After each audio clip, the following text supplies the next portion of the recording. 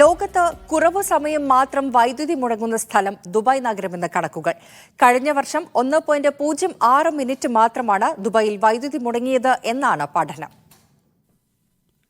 എത്ര തവണയാണ് നമ്മുടെയൊക്കെ നാട്ടിൽ കറണ്ട് പോകുന്നത് എന്നതിന് വല്ല കയ്യും കണക്കുമുണ്ടോ? എന്നാൽ ദുബായിൽ ഇതിന് കൃത്യമായ കണക്കുണ്ട്.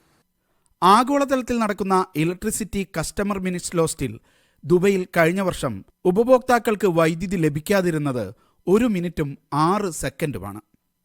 2022 വൈദ്യുതി മുടങ്ങാതെ നോക്കുന്നതിൽ Dubai electricity and water authority മുന്നേറിയിരിക്കുന്നുവെന്നും കണക്കുകൾ വ്യക്തമാക്കുന്നു.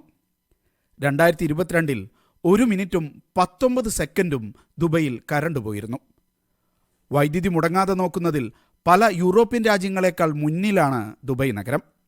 യൂറോപ്പിൽ ഒരു വർഷം ശരാശരി 15 മിനിറ്റെങ്കിലും വൈദ്യുതി മുടങ്ങുന്നുണ്ടെന്ന് പഠനം വ്യക്തമാക്കുന്നു. Media 1 Dubai.